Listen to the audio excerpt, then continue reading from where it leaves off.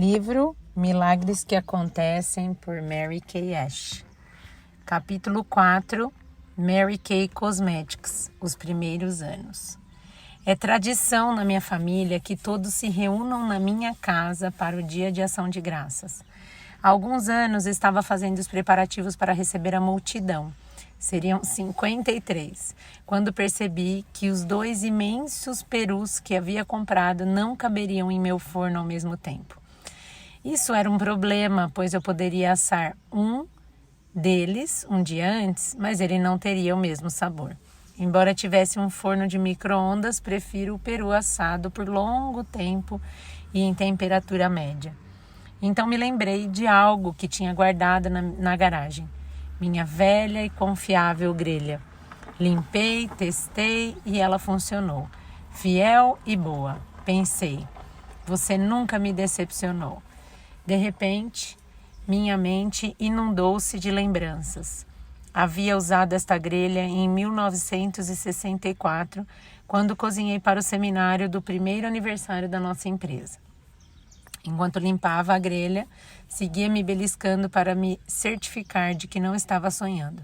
Parecia muito distante, havia décadas que tudo tinha começado. Nós andamos um bocado, baby, disse para a grelha. A primeira sede da Mary Kay Cosmetics era uma loja de 50 metros quadrados no Exchange Park, um complexo bancário e de escritórios em Dallas.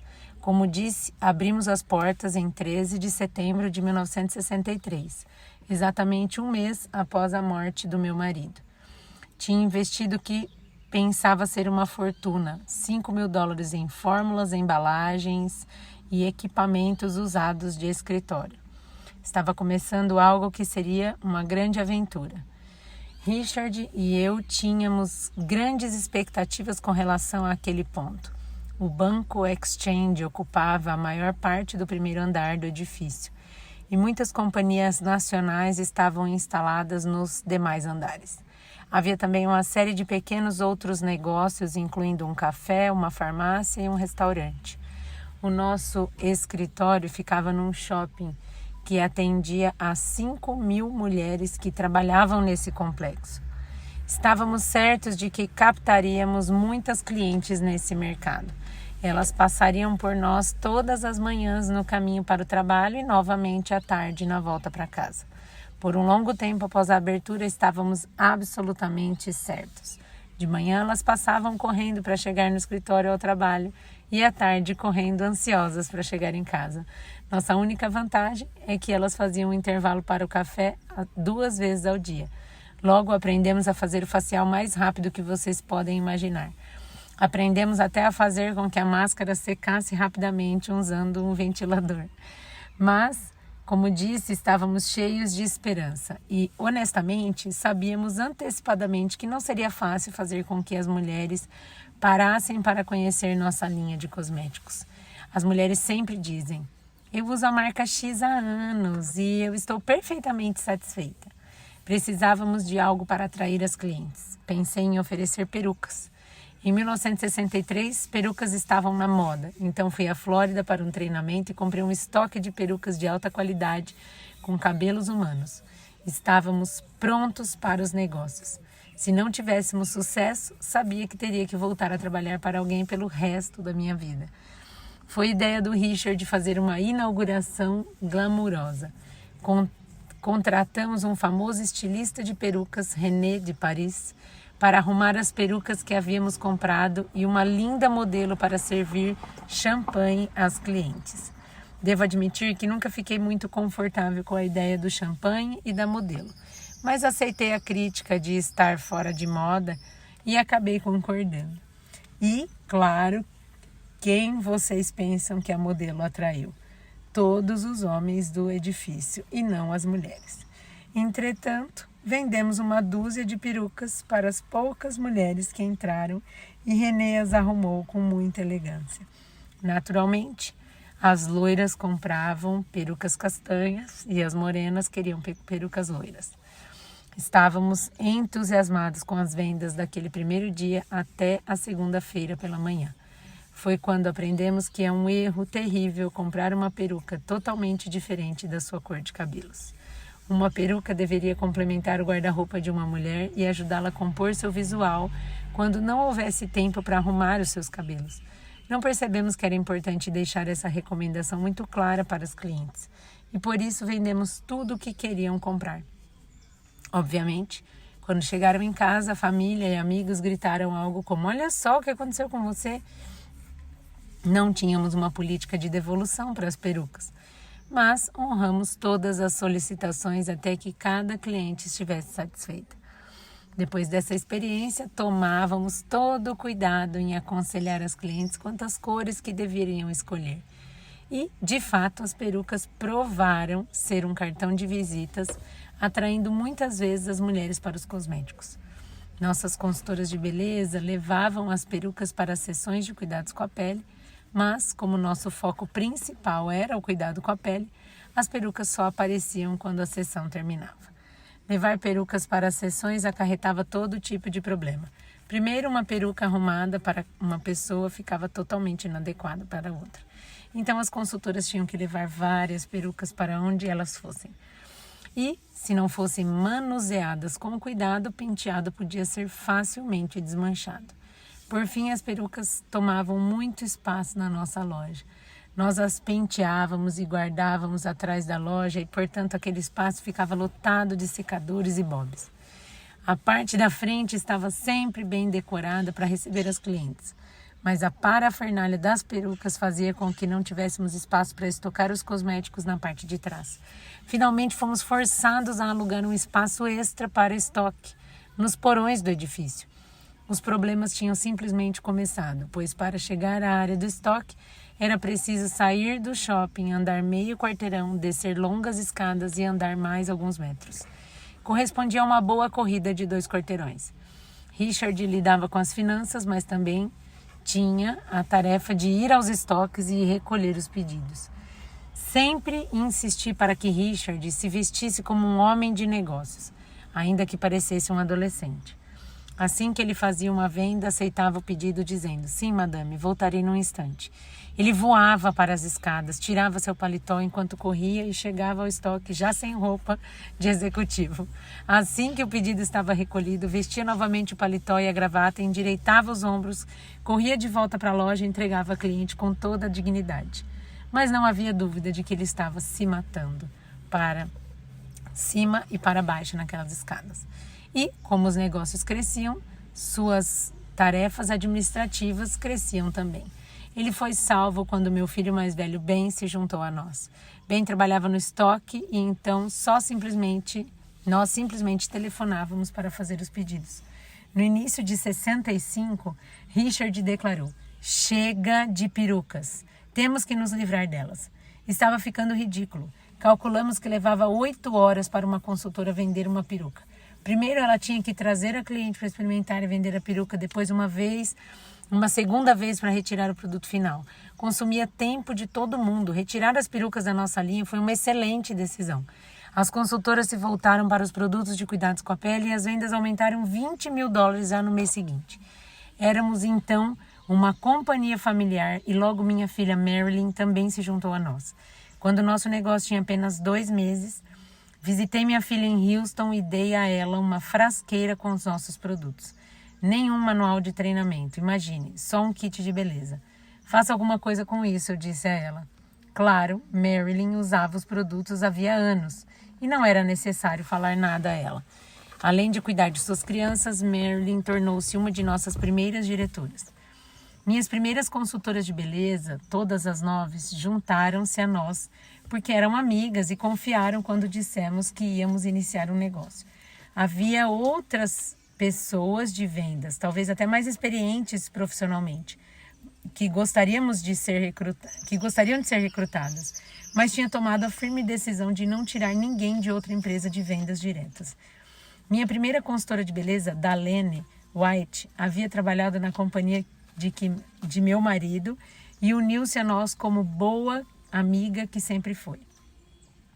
Hoje, Dalene é uma das nossas diretoras nacionais e seus ganhos superam até os seus próprios sonhos mais ousados. Ela se tornou a primeira milionária Mary Kay.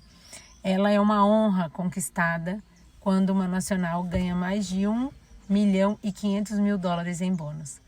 Até hoje temos 77 milionárias Mary Kay. 27 já são multimilionárias. Nada mal para uma operação que começou com uma oração e uma esperança.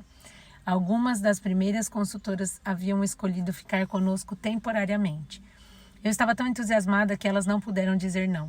Outras pessoas disseram não e ficaram apenas assistindo e esperando que falíssemos. Com o que se sabe hoje, você poderia dizer que elas estavam cometendo um erro, mas na época, realmente parecia que não sabíamos o que nós estávamos fazendo. Tudo era experimental. Nós simplesmente testávamos tudo, mas sempre usando a regra de ouro. É importante que as gerências tenham experiência de campo se querem ter real valor para a força de vendas. Portanto, no início eu fazia as apresentações de vendas, mas percebi que as pessoas em geral não apreciam que a proprietária da companhia faça os contatos iniciais. Você possui essa companhia e está em minha casa fazendo faciais? Elas perguntavam. Deve ser uma companhia muito pequena. Aparentemente presumiam que se a empresa era tão pequena, os produtos não deveriam ser bons. Eu adorava fazer sessões, mas logo tive que admitir, baseada nas minhas experiências e no que as consultoras me diziam, que seria melhor se não mais dirigisse as sessões. Após algum tempo, entretanto, pudemos criar uma apresentação padrão da sessão e um programa de treinamento de desenvolvimento de vendas. Uma das coisas em que me concentrei durante os primeiros anos foi o desenvolvimento do Guia da Consultora. Trabalhei muito nesse projeto e quando terminei fiquei impressionada. O guia tinha 5 páginas. Uma das páginas era uma carta de boas-vindas. Hoje, o Guia da Consultora tem mais de 200 páginas. Ele se desenvolveu à medida que nossas diretoras foram aprendendo e compartilhando seus conhecimentos. Começamos com um kit básico de cuidados com a pele, que consistia de um creme de limpeza, uma máscara mágica, tônico, creme para a noite e uma base. Os produtos vinham em pequenos potes ou vidros e cada consultora tinha um conjunto que passava para todas as clientes usarem. Isso foi antes de conhecermos a questão da higienização e quão facilmente os micro-organismos da pele de uma pessoa podem ser danosos a outras pessoas. Quando penso nisso, fico consternada por não termos pesquisado o assunto antes. Sempre soubemos que os 5 passos para os cuidados da pele trabalham juntos para mantê-la bonita. Mas no início, pulávamos os passos, vendíamos o item que a cliente quisesse comprar. Após alguns meses, começamos a receber telefonemas de clientes informando que haviam comprado um produto e dizendo, não funcionou para mim. O que aconteceu? Queriam saber. No início, nós até dividíamos a porção de base se a cliente quisesse. A base tem uma grande variedade de tons e uma de tom amarelo para dar cobertura às manchas e pontos vermelhos. Se a consultora estivesse fazendo uma sessão para 3 pessoas e cada uma delas quisesse uma pequena quantidade de um tom de base, ela retirava com uma faca, acondicionava em papel manteiga e a embalagem era sorteada entre as 3. Eu não acredito que a gente fazia isso, mas era assim que funcionava. Pular um dos 5 passos era como dar a receita de um bolo de chocolate e não adicionar chocolate ou açúcar. Simplesmente não seria mais um bolo de chocolate. Por exemplo, se você aplicasse somente a máscara sem antes usar o creme de limpeza e sem usar o tônico após a máscara, a pele ficava ressecada. Os produtos dos 5 passos se complementam. Finalmente concluímos que não podíamos pular os passos básicos. Decidimos que preferíamos lidar com a ira inicial da cliente a vê-la insatisfeita por não obter os resultados desejados. Nosso estoque, ao iniciarmos, consistia dos produtos básicos de cuidados com a pele e alguns itens de maquiagem, rouge, batons, sombras, máscara para cílios e lápis de sobrancelha. Lembro-me de que no primeiro dia de operação acondicionamos todo o estoque em uma prateleira de aço de $9,95 que eu comprei na Sears. Hoje temos aproximadamente 100 produtos na nossa linha, sem falar na variação de tons. E a consultora média tem provavelmente muito mais estoque do que toda a empresa naquele primeiro dia. Quando começamos a Mary Kay Cosméticos, sabíamos que os nossos produtos eram maravilhosos, mas também que podíamos fazê-los melhores. Hoje investimos milhões de dólares em pesquisas e prosseguimos desenvolvendo e refinando todos os produtos da linha. Atualmente, há fórmulas para todos os tipos de pele, pois, como disse, personalizar o processo de embelezamento é nossa especialidade. Desejamos que as mulheres obtenham os melhores resultados e, assim, ensinamos a elas como usá-los para conseguir todos os benefícios. Inicialmente, nossos produtos eram fabricados em uma empresa privada em Dallas. Escolhi essa firma porque era dirigida por um homem de excelente reputação no ramo de cosméticos e queríamos alguém confiável e ético. Levei as fórmulas para o presidente da companhia e ele serenamente as entregou a seu filho. Após aquele primeiro pedido tão pequeno, provavelmente ele imaginou que nunca mais nos veria. Mas nós voltamos com um segundo pedido e um terceiro e assim por diante. Alguns anos depois, já estávamos em situação de convidá-lo a juntar-se a nós e liderar nossa divisão industrial. Quando começamos o negócio, Richard, Ben e eu trabalhávamos 16 a 18 horas por dia, pois só assim conseguíamos fazer tudo o que havia de ser feito. Muitas vezes, após preencher e empacotar os pedidos, nós escrevíamos e mimeografávamos o jornal até as 2 horas da madrugada. Mas esse trabalho duro foi compensado. Durante os 3 primeiros meses de operação, tivemos um pequeno lucro de $34 mil sobre as vendas. O primeiro ano, o calendário nos trouxe $198 mil em venda. E ao final do segundo ano, chegamos ao inacreditável total de $800 mil. Após um ano, expandimos em tal escala que foi necessário mudarmos para novos escritórios. Nossa sede transferiu-se para a 1220 Majesty Drive. Agora, tínhamos 3 verdadeiros escritórios, um para o Richard, um para o Ben e o meu. Uma sala de treinamentos e um grande depósito de 500 metros quadrados no total. Aos nossos olhos, ele se parecia com o Grand Canyon. E o melhor de tudo, ninguém precisava correr para fora do shopping e descer as escadas para o porão. Em 13 de setembro de 1964, tivemos a primeira convenção da companhia e a chamamos de seminário. O seminário ainda é um grande evento para nós. Mais tarde, vou descrever como evoluiu e se tornou espetacular como é hoje. Para esse primeiro evento, não podíamos alugar um espaço num hotel, então arranjamos um espaço do depósito na Majesty Drive. Ainda me lembro do nosso entusiasmo e de como tentamos economizar. Decoramos o depósito com balões e papel crepom, preparamos frango com jalapeno e uma salada com gelatina. Compramos pratos de papel que não eram firmes o suficiente para suportar os cortes. Por isso, cortei, desossei e assei frango para 200 pessoas uma semana antes e congelei tudo. No dia marcado, retirei do freezer e aqueci naquela grelha. Preparei uma salada imensa com gelatina de laranja. Não considerei que estávamos em setembro e que não faz frio no Texas nessa época. Aquela gelatina derreteu toda. Mas as pessoas seguravam seus pratinhos no colo e faziam o melhor que podiam. Richard contratou um trio para nos entreter. E Ellen Notley, uma diretora de Tyler, Texas, trouxe um imenso bolo decorado com as palavras "Feliz primeiro aniversário". E foi um aniversário extremamente feliz. Ao final do primeiro ano, a família Mary Kay já era composta por 200 pessoas maravilhosas. Após o jantar, atuei como mestre de cerimônias e tivemos a nossa primeira noite de reconhecimentos. Foi muito modesta comparada à que temos hoje, mas estávamos todos emocionados. Guardo cópias de todos os discursos que faço, pois constantemente reviso e atualizo para futuras ocasiões. Não faz sentido perder um bom pensamento. Recentemente revisei os discursos feitos em seminários passados. Partes de um discurso favorito reapareceram em muitas outras ocasiões. Havia um discurso original no qual eu dizia: no próximo ano, esperamos 3.000 consultoras em nossa força de vendas. Tomei por base esses números e fizemos as projeções de mercado. Embora tenha falado naqueles números, nunca imaginei que pudessem se tornar realidade. No ano seguinte, usei a mesma página do meu discurso. Somente a estimativa foi apagada e repusemos os novos números. 11 mil. Mais tarde encontrei outra página idêntica para anotação. Substituir por 40 mil.